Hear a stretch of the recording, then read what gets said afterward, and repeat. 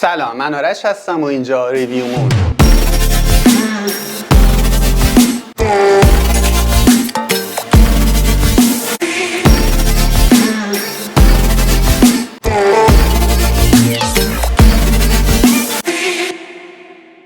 خب ما تو ریویو مون با هم بررسی میکنیم چه سرویس های باحال ایرانی هست، چه سرویس های باحال خارجی هست، کنسول جدید چی اومده، بازی جدید چی اومده و با هم لذت میبریم.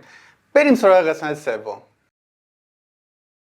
همونطور که میدونین ما ایرانی‌ها زیاد وقت نمیذاریم که کتاب بخونیم. ممکنه زیاد کتاب صوتی گوش ندیم، ممکنه اینا مشغله‌های کاری جلوی ما رو بگیره، ممکنه زندگی واسمون سخت باشه. خب هر دلیلی میتونه داشته باشه. یکی از سرویس‌های باحالی که اومده این کارو واسه ما راحت کرده، اپلیکیشن نواره. توی اپلیکیشن نوار میتونیم یه عالمه کتاب صوتی ببینیم، سریال‌های خیلی باحالی از جمله ارباب الغاد توش هست که من خیلی باهاش حال میکنم.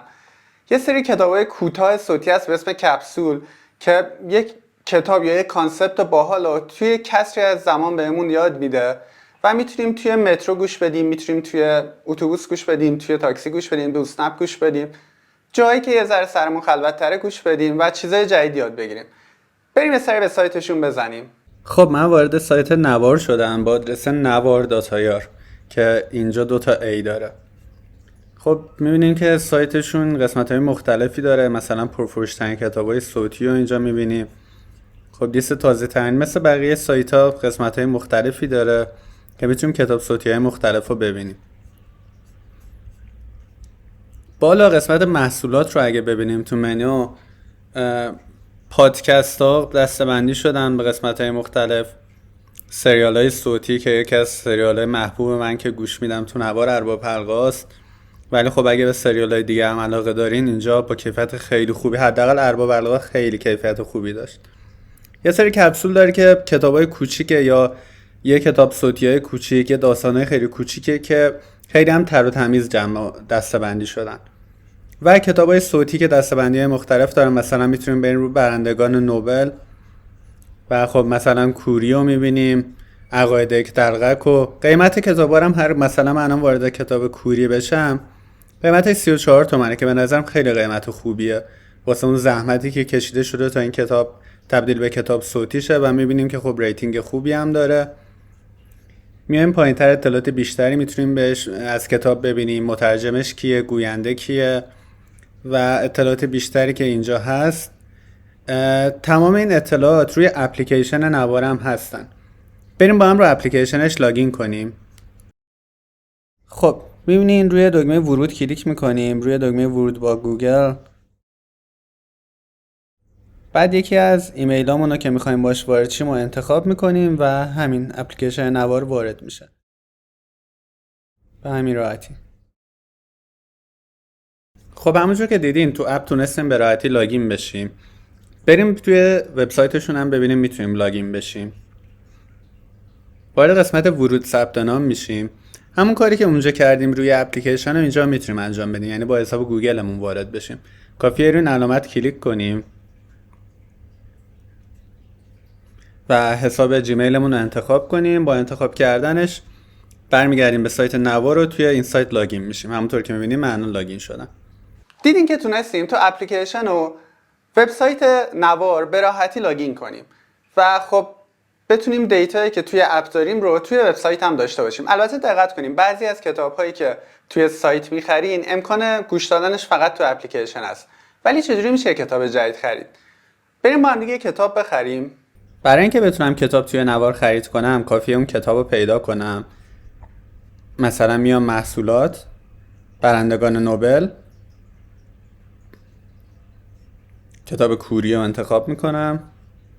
خب یه سری اطلاعات همونجور که قبلا دیدیم از این کتاب تو این صفحه بهم میده. من خرید با قیمت 34000 تومان کلیک میکنم. یه پاپ آپ واسه من باز میشه که کاربران اندروید و iOS میتونن این محتوا رو فقط بشنون بنا به درخواست ناشر. میگم اوکی اشکال نداره، تایید میزنم. خب همونطور که اینجا میبینیم فقط قابل استفاده تو اپلیکیشن، از وبسایت نمیتونیم پلیش کنیم.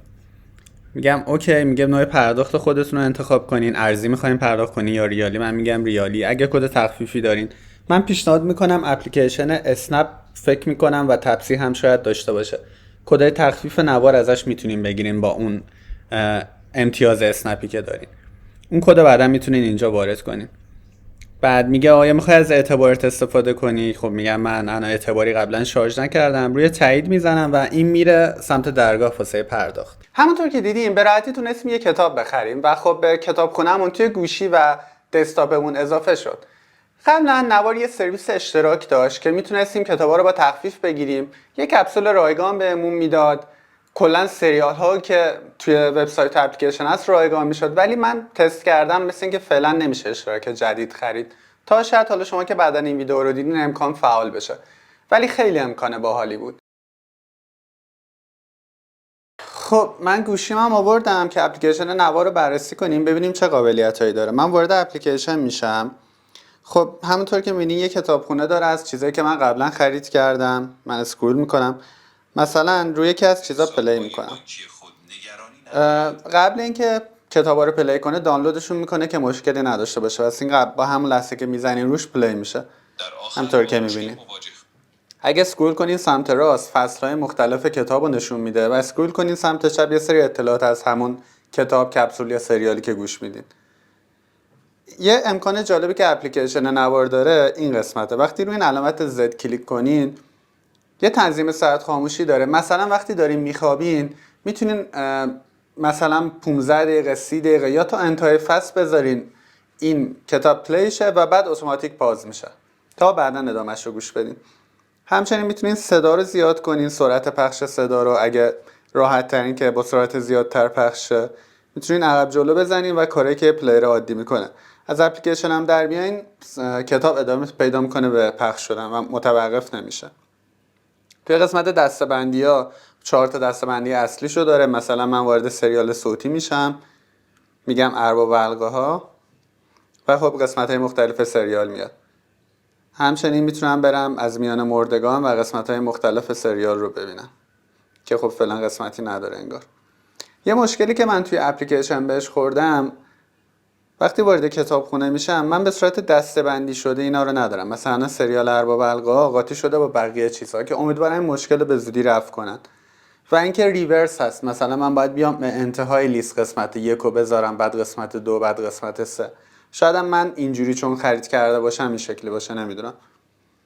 قسمت فروشگاه مثل اتفاقیه که توی وبسایت میفته. میتونم روی یکی از کتابا کلیک کنم بخرمش یا توضیحاتش رو بخونم، مشخصاتش رو ببینم یا نظراتش رو بخونم. همچنین اگه نظر جدید داشتم میتونم اینجا اضافهش کنم. یه قسمت جالبم که هر کتاب داره توی صفحه خودش پیشنهادهای مشابهش رو واسه من میاره که من نمیدونم الگوریتمش چیه و چجوری کار میکنه، ولی کتابای باحالی معرفی میشن.